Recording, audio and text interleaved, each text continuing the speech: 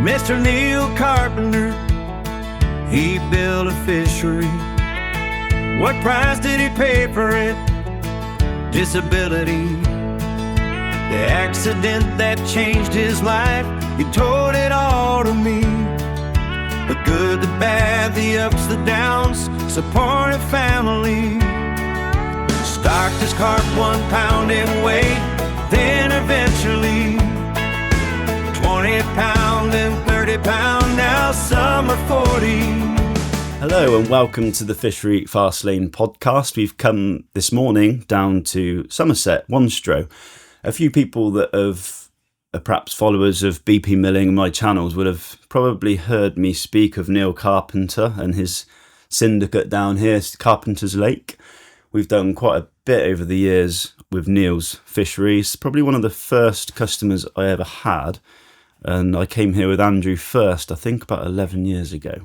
And we just recently, actually, this winter just gone, we came over here to do a population survey or cropping of silverfish from Neil's syndicate here that we do every year. And this time I tried to get a little bit on camera, having a little interview with Neil.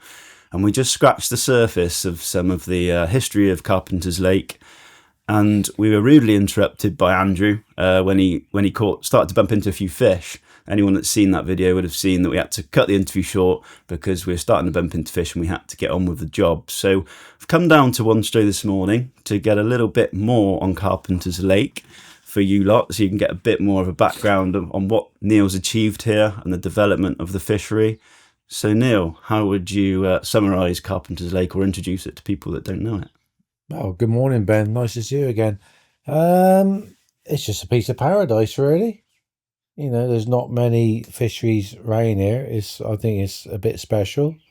Like it's a lake like no other. I personally think, and I try to run it as when I was a carp owner in the 80s. You know, proper old school fishing. You know, there's 8 swims. I allow 3 on at a time. My members can move and do stalking, and it's my baby, it's my dream. So if we start off with what's present, what you've got here now, and then we'll go back to the start to where we can sort of pan the story out of that. So if we just give everyone a bit of let them know what we've got here at the moment, because when I first came here, I don't think you'd have had 30s, or maybe you might have had one or approaching 30s, and now we've got a stock behind us here that are. Yeah, we are. I think the biggest fish in the lake was a fish called Joey. That was 29 pound. Lee, my fishery manager, had him at 30, and he's had quite a few 30s out actually. The sort of stocking now. We got two fish, 40 pound. We had a surprise come out last week, moon scale at 39 pound, and been out for 22 months.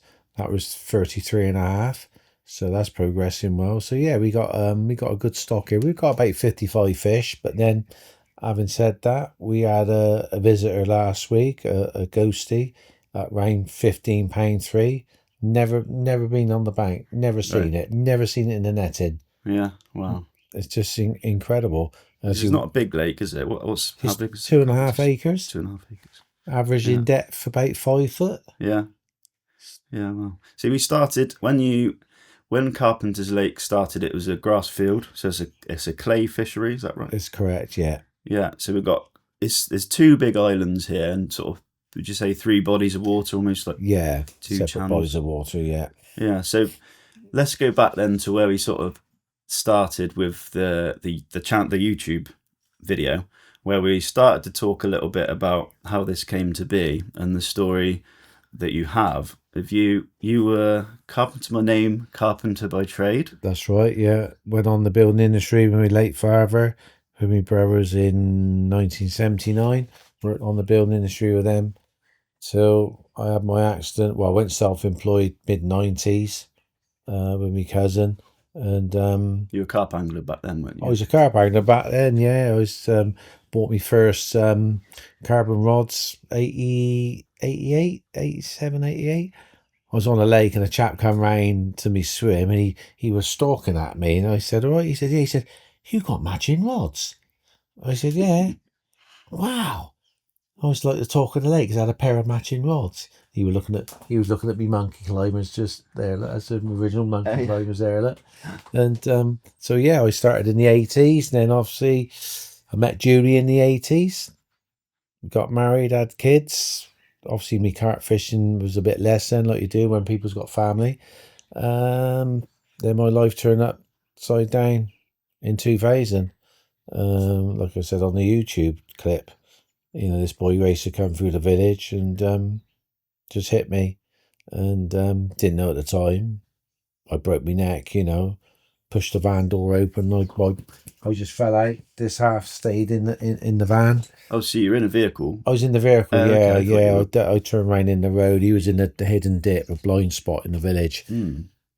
He seen me pull out and thought I was going to go on the walls, nunny catch, and he didn't. He floored it, and I turned and went back in, and he smacked on the other side impact.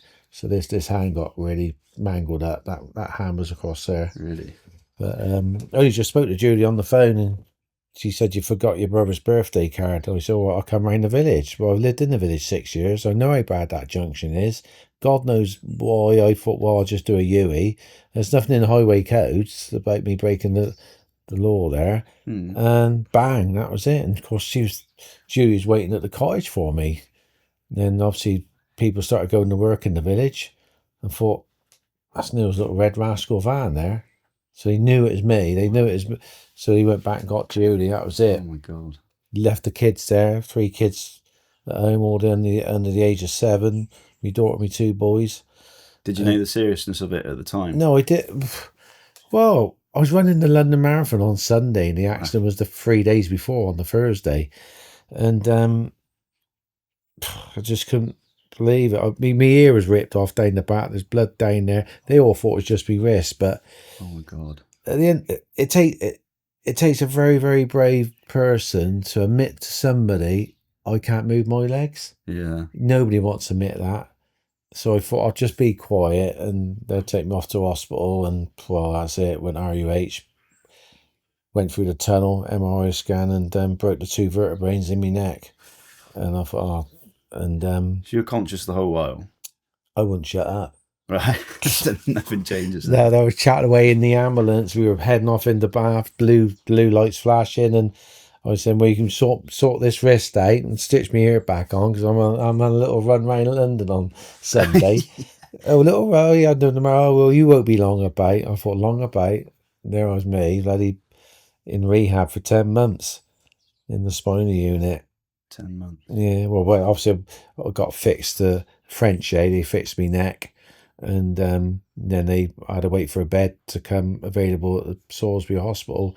So I went there. So the accident was April the 13th. Then the following month in May, there's a bed came up at the odd stock spinal unit, and I went over there in May, and that's where I stayed for 10 months. I was part of lead bed. I was lead flat. They didn't mess about in that spinal unit. They lay a flat straight out. I was getting log rolled every 3 hours so I wouldn't get sores and that. And but as the months went by, I started moving a little bit in me toes and that. So were you hopeful at that point that you were going to get use of your legs back, or did you not know? No, the top surgeon there, they tell everybody you'll never walk again, right. Even if you got bruising to the spinal cord, right? Because if you've got bruising on the spinal cord, your body goes into shock for several months.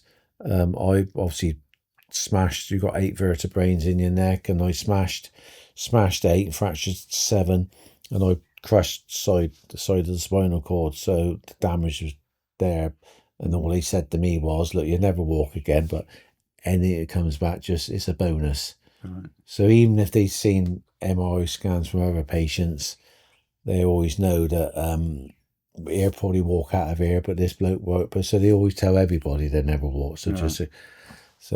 Yeah, I've got a couple of friends that are still in wheelchairs. I still see them. I went through rehab.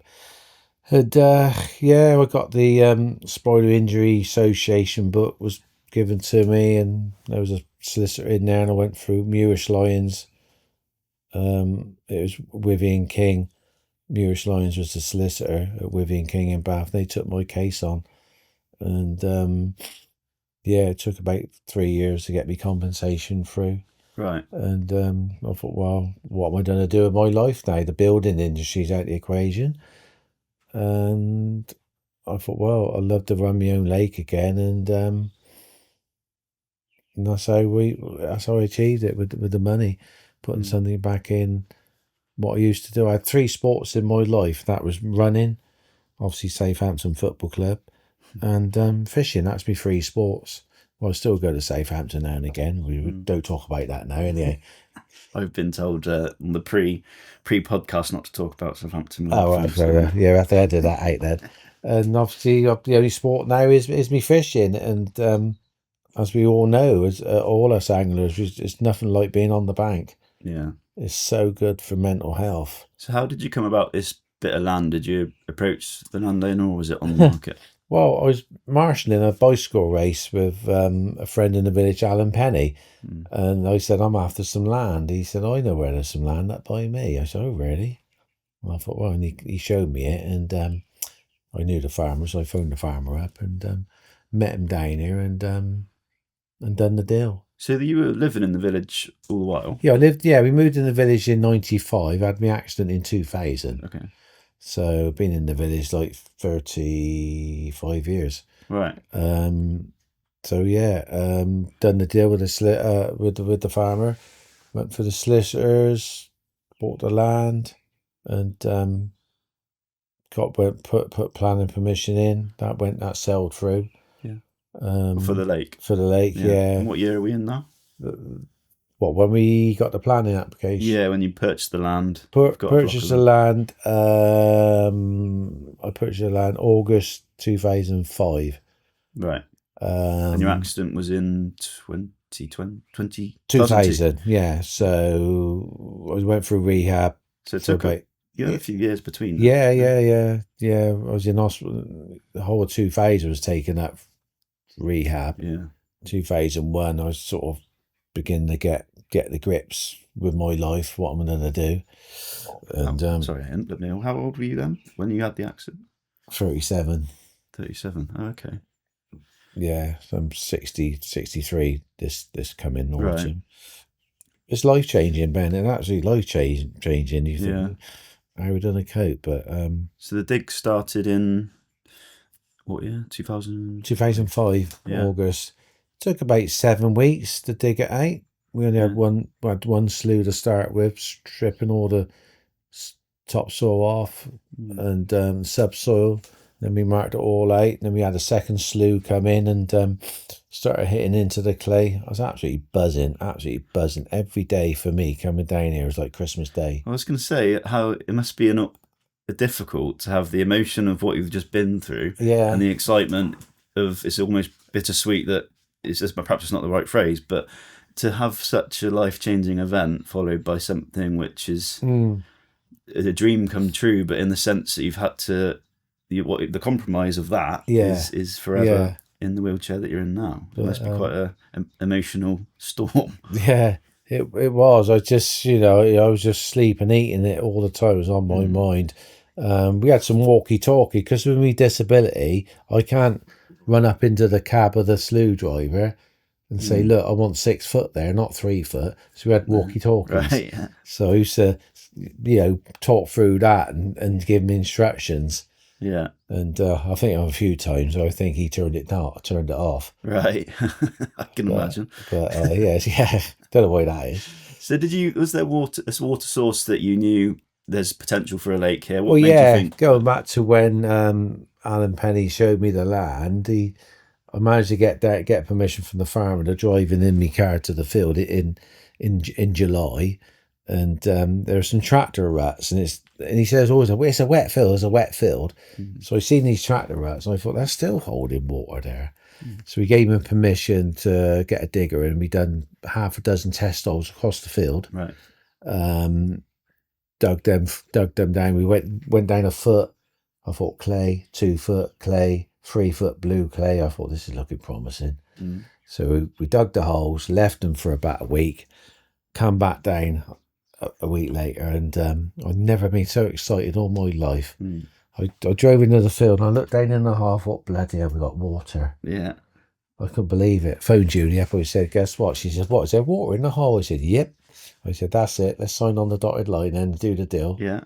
Because you can buy this for, but you don't know what's done. We're pretty close to one of the biggest quarries in Europe. Right. Literally like 5 miles away. Right. And we do come across, starting digging flint and stone. I thought I'd be typical to buy that land, and I got, Yeah, what would have happened then if you? We'll have to get the clay in. We'll go somewhere and get the clay from another field, right. I like it. So it was, you were set on this piece of land because it was so suited to you living in the village. Well, in the Mendip, you would have made it work, yeah. Clay rain here. Yeah. So and it took we finished it after we started August, finished about mid-September. A few local friends in the village thought I was crazy. They said, "Where are you going to get your water from?" I said, "Right, the sky." Well, where is it? I said, "We're running on the land drains." I was filled up by Christmas. Yeah. Yeah, we got a track that goes up on the railway bridge, and one day we had like 2 inches of rain in me rain gauge, and I said to Julie, "It got to be filled up now." I should drive up on the railway bridge. Bear in mind, it's just a bare field, just a hole in the ground and 2 islands. Yeah. And all of a sudden, I was up on the railway bridge. I was looking down. I thought, bloody hell, I can see water. Yeah. I couldn't wait to get my ass through the gate, come around on my quad bike, and see the levels. Yeah. But we had one problem when it was filling up. One problem. Following week we had another inch of rain. And I went down the lake and I thought, that level's not coming up. I was driving around several times on the quad. So George, who dug the lake out, he left his slough here. He said, "We'll keep the slough here just in case we get problems." So I got him down. He walked round. I was driving round on the quad. He went, "Come over here, turn your quad off." I said, "Why?" He said, "Turn it off." So I turned it off. And I went, "What's that bloody noise then?" And that was a land drain. What we didn't seal. And that was coming out of there like a fireman's hose pipe. It's funny how they find that out. Well, he did, because you bear in mind we graded the slope of the banks. That land drain was about 3 or 4 foot back. Right. So the pressure of the water, there was a weak spot there. That blew that straight out. Oh, so happy there's a cootate there. So happy to see that. To find it, like, often you hear of new dug fisheries, and it is quite rare for them to hold water straight away.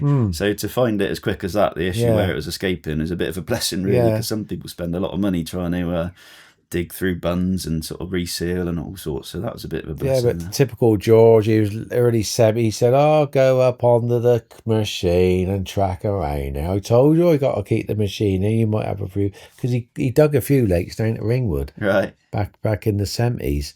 So, he just got the bucket in, smashed it all up, swung it round, went into the water, got all the real snotty, slimy stuff, fired it in there and bunged it. He said, "That'll be all right. That won't leak again now." Yeah. I've got a fair shake. But go back to the first day, when it was finished, or the first week, we had some rain, and I drove up on the quad, and I thought, well, nothing's happening. Why isn't it filling up? So I crept in on my quad bike, went in about 6 foot into the bottom of the lake bed. All of a sudden, the tyres started sinking in. I thought, oh, Christ, it's filling up. I had to get out quick. Because if I got stuck, I had to make a phone call, because I was on me crutches. I left my crutches up at the up on the bank. But it's good old memories when filling up. That was the with that leak. Yeah. And when Mark Simmons brought the fish in that December, he messaged me about a month. Ordered the fish, and I had a foot of water in the lake, and I was panicking. But we had some more rain. It started filling up. I'd done a pH test, and it was fine. And then the fish come in. So excited that day. It was just incredible feeling. So this was the first winter after you dug. Yeah, that was December. Yeah. Mark Simmons brought in 15 C4s, and we put them in. And then he come in January and brought in 15 C5s and a couple of two 20-pounders.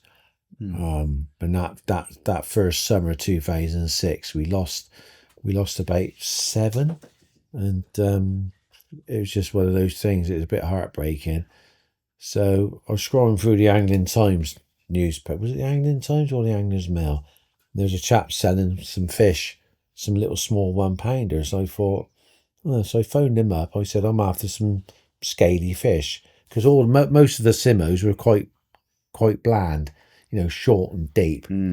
I said, well, I want some scaly ones. He said, well, I got some little 1-pounders. I said, well, he said, what for your stocking? I said, well, it was 32. We've lost 7, so I want about another 30. He said, I'll bring some down for you. And he brought them down, and he pulled up in a little car with a little trailer on the back with a big tank. I thought, has he got the bloody fish in there?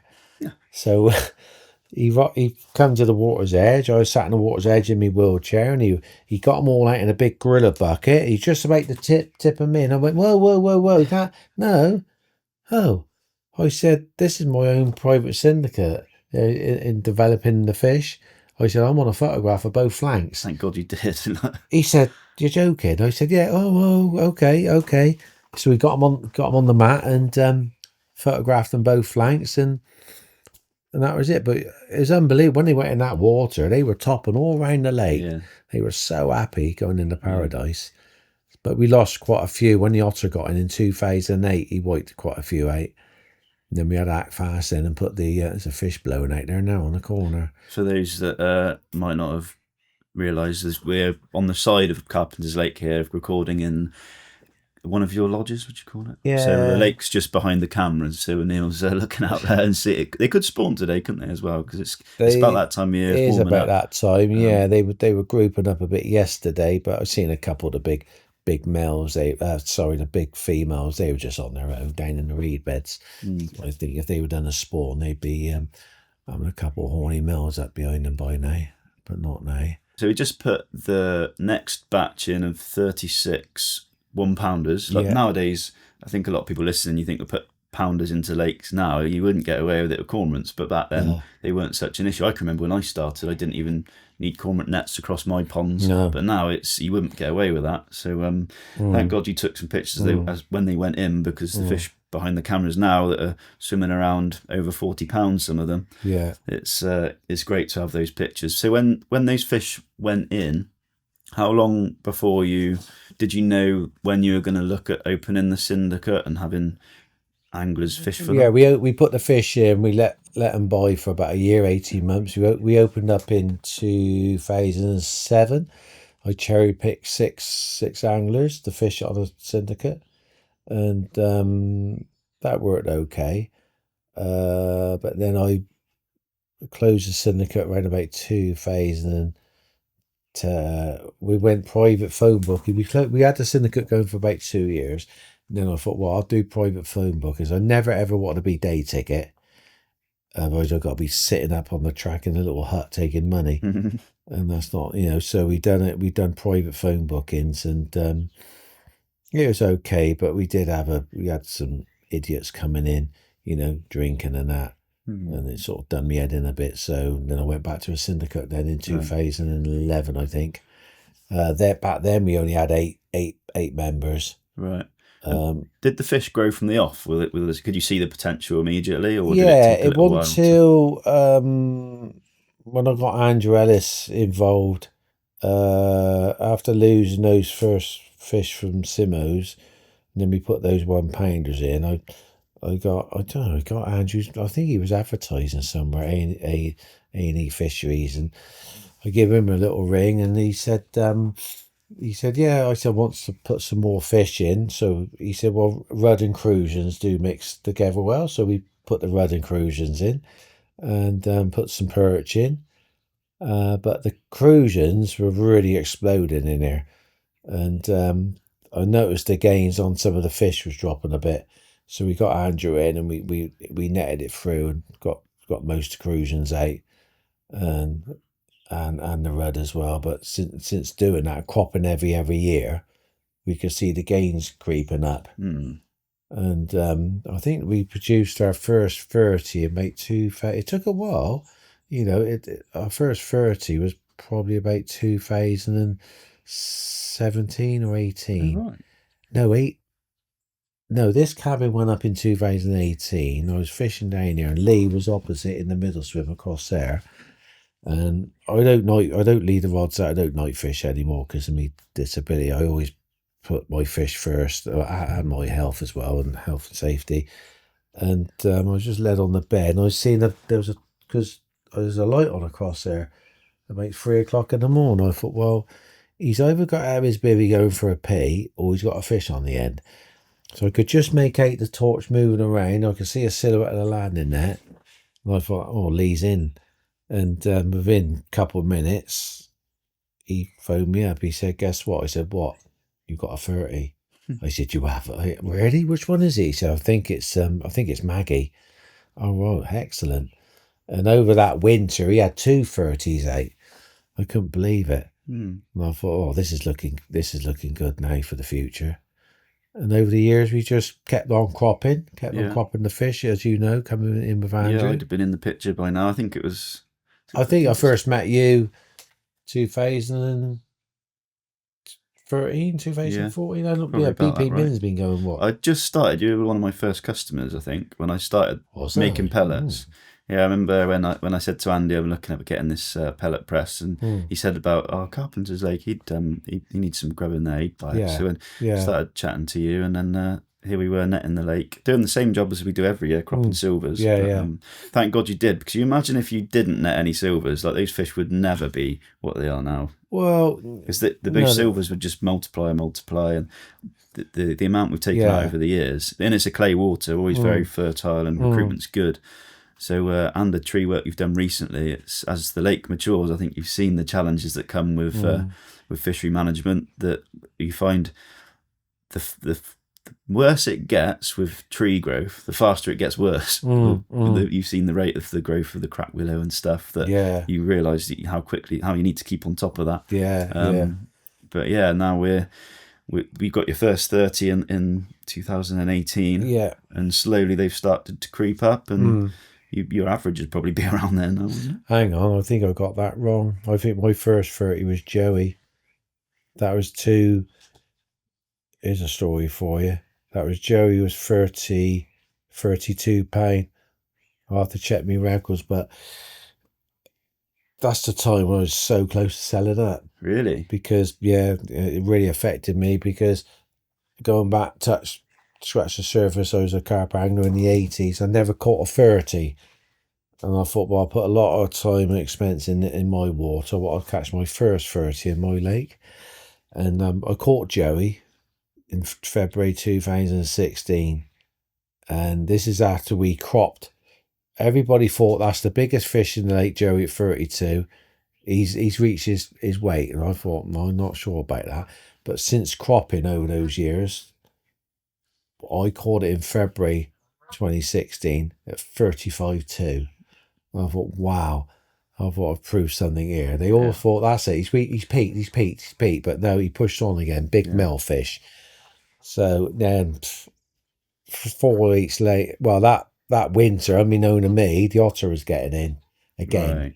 He was getting through. He didn't get through the electric strands we put round. He come up the overflow pipe. But what I know now, I shouldn't have done it, but we put some wire over the overflow, but I kept it up about 2 inches, so any debris could go through it and don't block it up. Right. Well, that little bugger got his nose up through that pipe, push, and he was lucky for him. The wire popped off the screws on the side, and he got in and wiped out 4 fish. About a week later, I had one of my long-term members, Glyn, in the swim. I was looking down the far end, and I said to Glyn, there's a dead fish down there. So he reeled his rods in and jumped in the boat and went and got it on the bank. I thought, oh my God. No. He said, what? I said, it's Joey. I said, not. I said, it is, it's Joey. I can see it straight away. But I looked at it and I thought, he don't look, there was no throat gone, there was no tail gone. So I thought I couldn't get it in my head and get the terms that this fish is probably died of natural causes. So I sent a couple of photographs over to Andrew Ellis, Mike Wilmot, Viv at VS Fisheries. And it was Viv, he said to me, zoom in on the fish, Neil, on the flank. So I zoomed in on the flank. I could see some scratch marks on the flank. And he said, look at the anal fin chewed. I said, oh God. obviously he was so, because he's the biggest resident, he couldn't catch him or drag him up onto the bank. Obviously he just died of his wounds. I couldn't believe it. I said, that's it. I phoned Julie up. She said, what's the matter? I said, the lake record's dead. £35. I said, I can't take much more of this. I said, the bugger got him. Filling up, just thinking about it there. Back in 2008, he got in. Now the bastard's got in again. I thought, what are we going to do? So I sat in the cabin with a few members, and I said, well, we'll just have to go. I said, look, I'll get the materials if you want to give up your fishing time to put the fence round. And that's it then. We put the tornado fence round and the posts. It took about 3 weeks to put it round, but spread over about 5 or 6 days. And since then, getting that fence round, we've been okay, touch wood. Yeah, I think there's so many fisheries though that would relate to that feeling of just being choked when you feel like you've got that, when they take you big and you think, oh no, it's the it was more to me. I get emotional because the journey I've been on to achieve the lake, and but I was so close. I thought I'll sell up and buy a place, buy a little villa in Spain or something, and sit on the beach and drink a pina colada. Oh, God, you didn't. No, I didn't. But that was then. This is now. Yeah. And so your big uns now. Did you see them at that time being? Where were they at that time when Joey was? With Joey, Joey obviously gone. So I thought, well, we just got to move on, and that was in 2016. Going back to when Lee caught the 230s 2 years later, I thought, well, it's going the right way now. Keep cropping, keep putting the food in, and then the first, I think it was 2 years ago actually, the first 40 come out, and that was the fish Maggie. There she is up there on the picture there. That's Maggie. I caught her there at £35 in the winter. Yeah, she's a sucker for the net, isn't she? That one comes out. She's always in the nets. Yeah. Little bugger. But then... Lovely fish there. Didn't see him like but then look at Moonscale, it come out last week at 39. Moonscale's up there. I had her there. I had him there, her, sorry. I think she's 26 there, 27. Yeah. And there's a cracking fish, that is. That's one of the originals. Yeah. Oh, there's Joey, look. See the next one along there? Yeah, that's Joey. We've got Otter. Yeah. So I had it for all those years of carp fishing and caught me first 30. Joey at 35. Interesting that these ones that went in at a pound, the Maggie and Moonscale, that then... Joey was a C5. And that was a Simo, wasn't it? 17 £17. So these pounders, they pushed on... They've overtaken. Yeah, mad. Yeah. I always say that they were stocking small, giving them time to adapt to their water. Well, as they're progressing at the fastest time of their lives at that size. If you can get them into their water, they're forever home back then. Yeah, they tend to just keep going. But then there's the saddle there. Look, that's me ever second 40. That's originals. That's a Simo. Yeah. People think, well, that's not a Simo. Yeah, that is one of the originals. Yeah. And wow. So then, when was your first 40? It doesn't feel like too long ago when these April 2000. So last year, 2003. Okay, 2 years ago. Yeah, it was Glyn, one of my oldest. Well, not being rude, but he's been a member 10 years, and I thought he caught a 40. Glyn, he fished Bradley's for a long time. I honestly thought he caught a 40 pounder, and I was down on the Saturday. Glyn was on his first night. And I was just having my sandwiches down home, and he sent me a photograph of his Fox Diggies, 43.10. I thought, what? And Julie said, stop swearing. I said, I can't eat my sandwich. Why, what's happened? I said, it was 43.10. There's no fish at around 43.10. We're in the spring. Right. I thought, and I was trying to reel it off. I thought, what fish is it? Let me think. When Maggie come out last, when the saddle come out last. So I phoned Glenn straight away. He's 43.10. I thought, right, give me 20 minutes. I'll jump on the quad and I'll be down. And went in his swim, looked into the net, and I thought, bloody hell. I said, you got the saddle there. Right. I couldn't believe it. But what happened, he was so excited, Glyn, bless him, those scales, they zero back after, if you're a bit long, if after a couple of minutes, they go back to zero. Right. So obviously he still had to take the sling off. Okay. His sling. So I bought my Rubens up. We put it on the Wheel of Fortune, and it went £40 too. Just in there. Glyn said, "It's definitely 40." I said, "Glyn, it's over 40. It's definitely 40, mate." So I shook his hand, and I couldn't believe it. So all those years, Glyn's never caught a 40, but I couldn't believe what happened 10 days later. Yeah. He phoned me up and said, "Could I come over and do a day session on a bank holiday Monday?" I said, "Yeah, of course you can." It's only two's just pulling off after a long bank holiday weekend. And I come round to the cabin, making a cup of tea. He phones me up. I said, "What have you got?" He said, "I've got another big one in the net." I said, "You're joking, Glyn." I said, "You had the first 48 last week." So I went round there, and he had Maggie in the net. As soon as I seen that left flank with that big scale, I thought, "Oh my gaze, Glyn, how long you been carp fishing?" Now you've just had 2 40s in 10 days. Yeah. Couldn't believe it. Wow. Couldn't believe it. That made up for that day when Joey popped up. Yeah. So that's 2 years ago 2 now. years ago, So yeah. where are we now to bring us up to date? Well, they're still holding weight. The saddle always hold weight because it's a male fish. Maggie did come out during lockdown because that was bad times back then. People couldn't fish and anything. But when the restrictions got lifted, I reopened in May, and one of the members, Neil, had Maggie out of £38. I thought, Christ, it was only it was 33 last time. I thought it was well spawned up, but it came out 6 weeks later. That was in May. Come out, and then in July spawned out of 33. I was so happy. Some of my members thought, "Oh, it's a shame it didn't go 40." I said, "Well, where have a healthy fish swimming around?" Yeah. You know, I know it, I preached it in the last YouTube.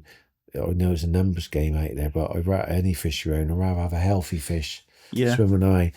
And they couldn't believe it. He said, "What, £5 a spawn?" I said, "Yeah, got rid of that." I said, "Look at her now. Look how strong and healthy she's looking." And so I do worry about Maggie because, but she's looking good. She came out 3 weeks ago, actually, for one of the new members at 41.5. Yeah. Looking so good, really good. Yeah, it's funny how fishery managers look at it differently to anglers, that you're happy to see that healthy fluctuation in weight at the right times of year. But do you feel now, with the stock that you've got, the pressure of... You've always got otters around the outside of the fence, and do you feel the pressure and do you get anxious about the threats on those fish and the future of the fishery? It must, you'd have thought it'd be more exciting the bigger the fish get, but it's almost like the more pressure is on you to keep things and protect this what you've made now. See, anglers just rock up and they don't get it, the fishery side of it. There's so much involved. And the best bit of kit I got is what Andrew Ellis told me to go and get, is that handy Polaris out there. That's such a good bit of kit. That's an oxygen meter, so it tests dissolved oxygen for those that that's good.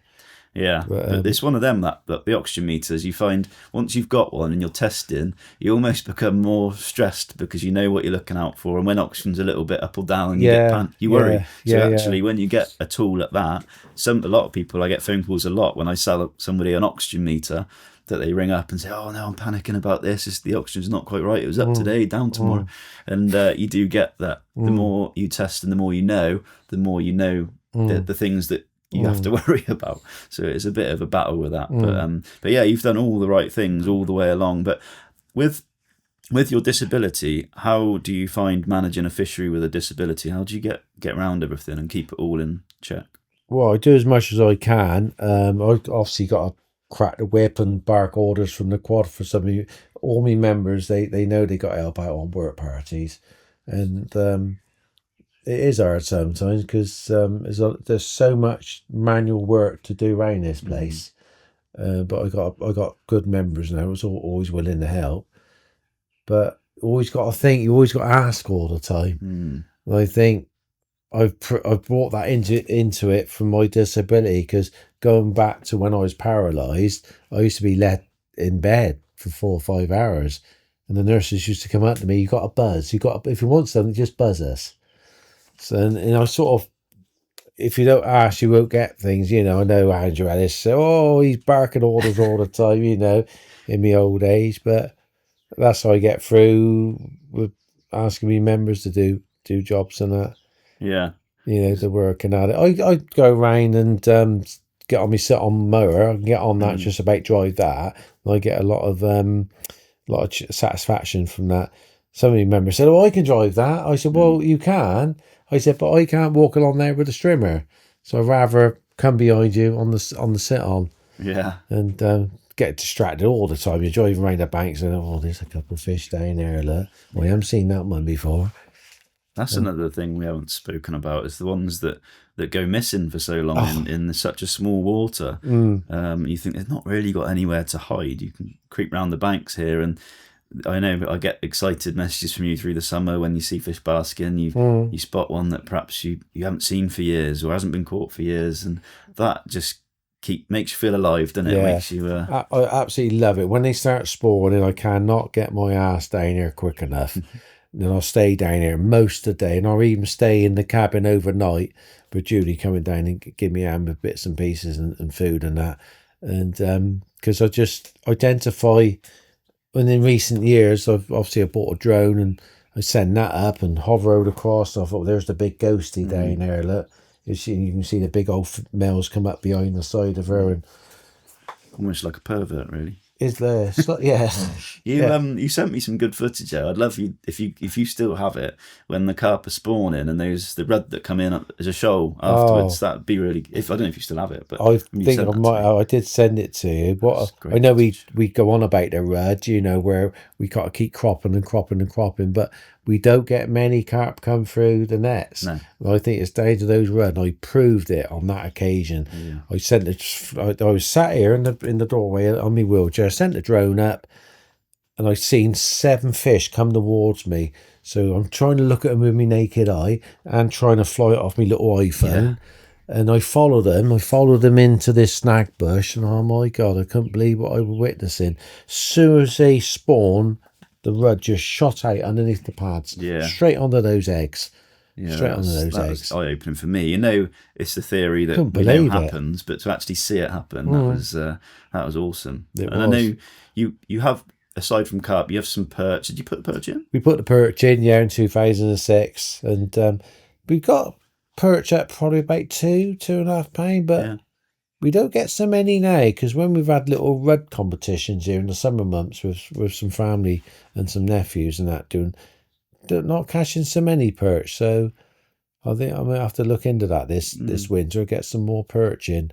So there's a lot of fisheries we get asked a lot about stocking perch and to self-control the populations. Well, Andy's job is obviously to provide a service in controlling the recruitment of perhaps a silverfish or bream and species like that. But especially in clay waters that are very fertile, and recruitment is always very good, like you've got here. What would you have to say about stocking perch? What's your experience been? Have they contributed to keeping the numbers down, do you think? They have. Especially in the colder months, I see them hunting, chasing the rudd, swirling around. But got a little rod up there now with a little rubber jig on, and it's quite. I come up here in the winter months, just put it out for a couple of hours, and I think Rob turned up one winter, and he was doing drop shotting. Yeah. And he went over the other side, and I had some perch out, nothing big, about a pound back then. But then I had a monster followed that thing in one afternoon. Really? Couldn't believe it. I'd seen him follow it in. I thought he's down underneath the jetty, so I was going like this, and brought it right in. He snatched it. I thought, Christ, my heart was right in massive great mouth like that. My heart was in my mouth, and that was touching up to about 3 pound. Really. And that must be one of the old perch, because they don't live very long, perch, do they? They're funny. Look, you find places where some places they recruit really well and never get big, and other places like it's almost like a generational thing almost. Like the first generation sometimes become big fish and then they die off and then nothing happens with the well, big perch again. that one that spooked me, took my little lure or my little jig, he popped that dead the following spring. A member's over there, he said, there's a dead perch right now. I said, really? He said, yeah. I said, could you get out for me to spoon it? He said, it was quite big. So he went and got it, brought it back. And as he marched along the bank, I thought, that's a big perch. We weighed it, and it's £3.4. Yeah, they're awesome at that size. We always get loads more interest with pictures of big perch than we do with big carp. Yeah, but you don't get the stripes like you get in the river, do you? Not in a clay water. Not in a clay water, no. No. But yeah, good old perch. I think that was my first fish. I think back in the 70s. Yeah. Was a wheeler, or was it a gudgeon? Probably a gudgeon. I spent. Yeah. That was in a jam jar. You used to put a jam jar at the flow of the river, didn't you? And put the bread in. A bit of rope. Got one. Yeah. Couldn't afford a rod back in those days. So what, with a small water like this, what made you want to be a syndicate? It would obviously lend itself to like booking style exclusivity, sort of exclusive model, or Airbnb style fishing in lovely like cabins like this. What made you want to go down the route of having a syndicate of the small numbers of members that you've got? Well, because at the end of the day, we're like one big family here. Every member gets on well with each other. Yeah, I looked in on the business side, but I didn't want the stress of it all. No. I got the stress dealing with my disability. Yeah. And like I said, I vet all my anglers. They're like family. I cannot sit down home worrying about what's happening down here. So by having a syndicate. Yeah. And yeah, it's working well. It's taken a while. I know from speaking to you the last 10 years, this is almost basically an extension of your garden and your fish, your pets, aren't they? So it is. I think a lot of people are realising that now. It is my back garden.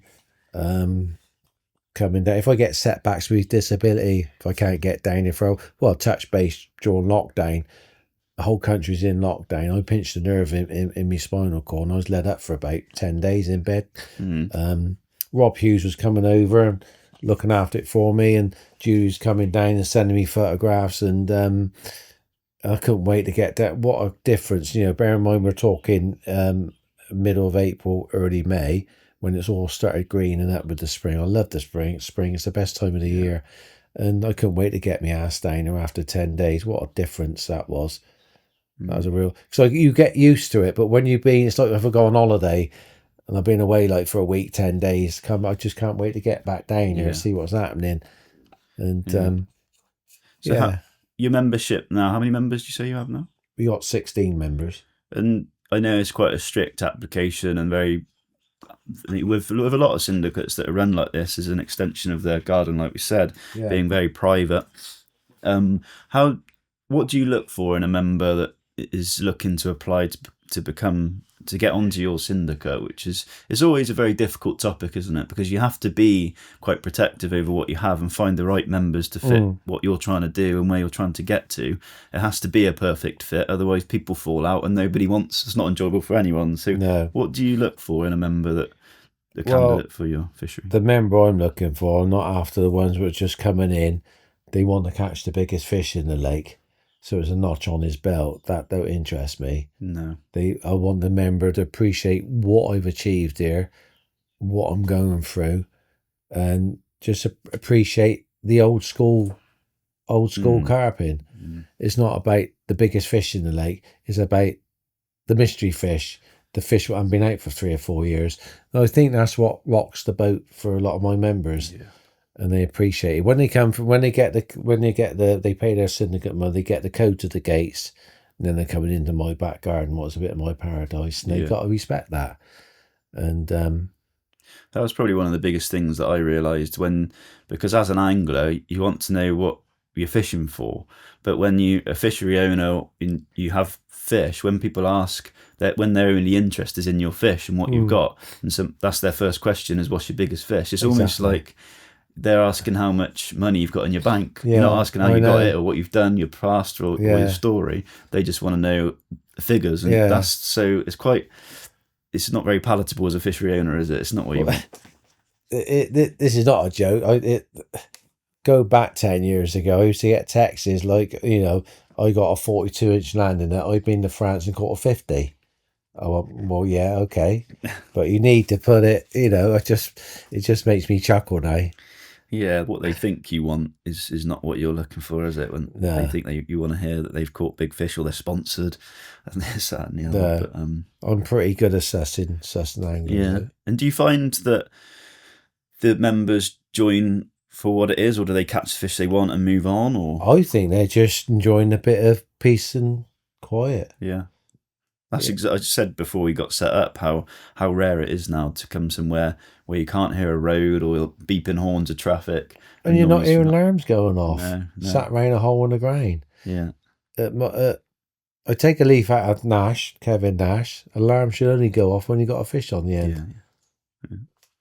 yeah. And like what it is now, how quickly it's matured, like they always do with these rich sort of clay soils, that you wouldn't know that it's a man-made fishery now, how quickly it's all sprung up. And I know in recent years you've started to realise how important it is to keep on top of that. And just recently, one of the islands here, which we sort of highlighted in the video on YouTube, that like I sort of said earlier, that the worse it gets, the quicker it gets worse with the growth of trees. And the work you've done on that island, if you carried on with that around the fishery, which I'm sure that the other island, which is how it used to look, the amount of light that comes in now, and how for me, I find that so exciting, how that's then going to be your next phase of the development of the fishery.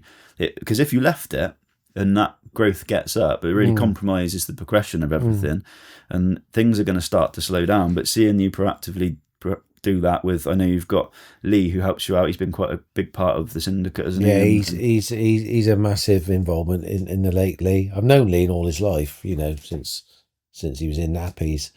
I did take him. Another story. I took him over Shearwater when he was about 12, and I set him. He showed me all his rigs and that, and then he got these smelly old bloody baits out.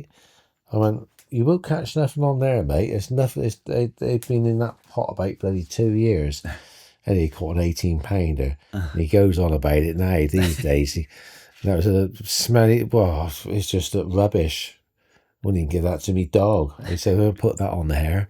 And I always remember that day. He does laugh about that. We do get on well together, Lee. Yeah. And he's it's good to have him on board, because we can share stories, and sometimes there's issues with members and that, and it's good to open up and have him on my shoulder. Yeah, and that's a big part of what I sort of like to anglers that look for this. Is a lot of people this is in demand, fisheries like this, syndicates that are quiet like this. But to find waters like this, if you want to find waters like this, you need to be an asset to the syndicate owner, like Lee is to you. He's a landscaper, he's got the tools, he's keen to help, and he's on a voluntary role, will come in and help out. And you think that's how you find opportunities like this. You'd be helpful and an asset to the membership.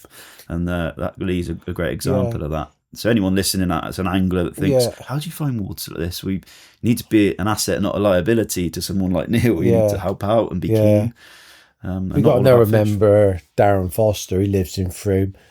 I met him in 2010. He phoned me up and he heard about the lake, and what a sales pitch. I was down in the day swim, and he come along the bank. I knew he was coming over about 6 o'clock. I said, well, I'm fishing tonight on my own, look, just with one rod down the edge.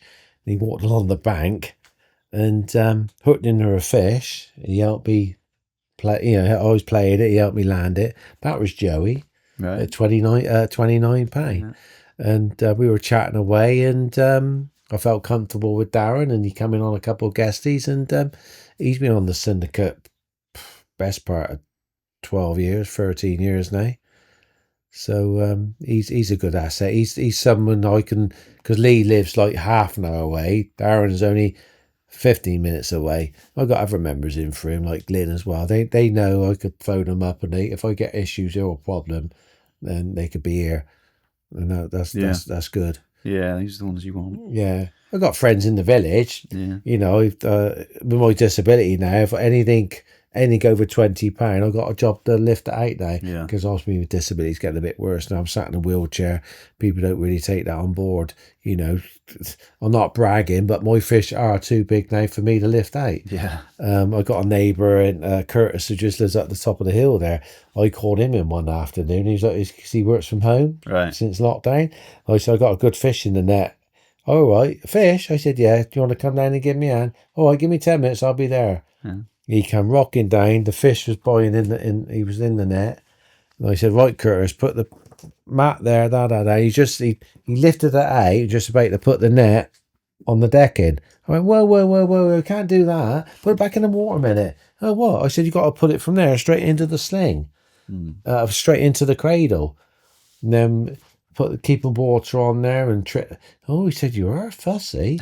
I said, well, yeah, these fish have taken like 18, 19 years of my life to get where they are now. I said, to go and replace that fish now is about £3,000.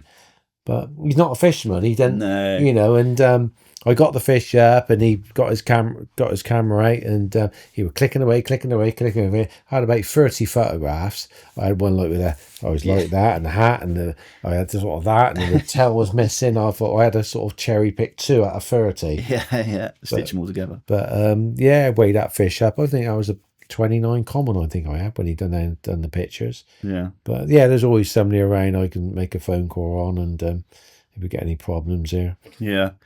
And when we did the YouTube video, I know what I'd done, I'd edited the video together. It's one of my favourite videos I've ever produced, because it had everything in there, with the story and the quick interview before we got interrupted, and some of the fish that we caught in the net, which we never catch them all. There's always that mystery of what else is there that we're missing, and we always catch the same fish, but fish get caught throughout the year that don't come up in the nets, and there's always that excitement there every time we come of what we're going to net. And I know I put this video together, spent a lot of time editing it, and finished it off ready to put on YouTube, and I had a phone call from Neil, and quite choked up. He felt like there's somebody else in this story that we've not mentioned, and there's been a big part of Neil getting the fishery to where it is today, and that's Julie, that your wife. And I know it might be quite difficult for you to talk about, but I know Julie's been there right from the beginning. You said you met at a very young age. From how you your first words to Julie when before we started the podcast, Neil told me his first words to Julie, and I'll let Neil take it from there. Well, I met Julie in a village called, we were building a bungalow in Carpenters Lake, and I sort of ironed up Julie the whole summer, and we were working on the roof and that, and she used to sort of come by on her horse, and I used to shout out Lucky Saddle and stuff like that, like you do, typical builders. And used to wolf whistle. We're not allowed to wolf whistle there, are you? No. Back in the 80s, you had. I thought, I wonder where she lives. She can't be local, walking, you've got the horse and that. And after a couple of months, I was just walking my dog down the country lane, and I could hear. I thought, hey, is it Julie, or is it the other big bird on her big horse? So no, she come up. She was smiling away, and I was smiling at her. And we were chatting for about an hour, and the chemistry was there, Ben. This was pre-crash, wasn't it? Before the accident. Yeah, 1984. This was. The chemistry was there, and took great. Took great those couple of weekends, and that's when you could go out and have a pint of beer for like £1.50. Not now, but she's been my rock. We went out of her. We got engaged, court for 3 years, got engaged for 2 years, and then we got married. We done it right. Yeah. You know what I mean? Yeah. And we got married in 1989, and got 3 kids now. Charnel, Miles, and Fraser. They all under the age of 7 when I had my accident. But I'm still here now, and watching them grow up. But it's like, for me, it's how the vast change in your life from being so active, a marathon runner, someone with your own business, wasn't it? With your carpentry, you're self-employed with what you did. I was self-employed when I had my accident. Working with my late father, with my brothers. Then he passed away. I lost my dad when I was age 21. Julie only knew me dad for 3 months. He had a massive heart attack. Yeah. He just dropped dead in front of me, and so I had to deal with that at a very young age, and got through it. And and I went self-employed, chipping, and do I miss the building industry? I don't think I do now. Not because what we got here now, but it's so changed now, health and safety, and I'm glad I'm away from it now. Yeah, but for you to that huge change and shift to being in a wheelchair, and that the disability and the restrictions that's put on you, and how that you've had to change from being a marathon runner and very active lifestyle, and how you met Julie before and you're changed to now, it says something about your personality to keep somebody there to support you through that. Yeah, she is my rock.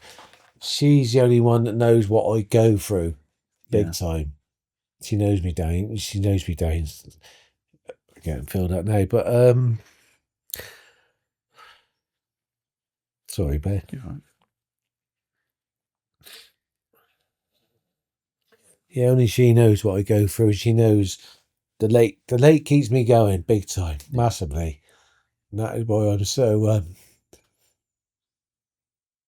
trying to put it in the words. That's why I'm so choosy for what members come in here and fish. But yeah, she knows. She knows I love it down here.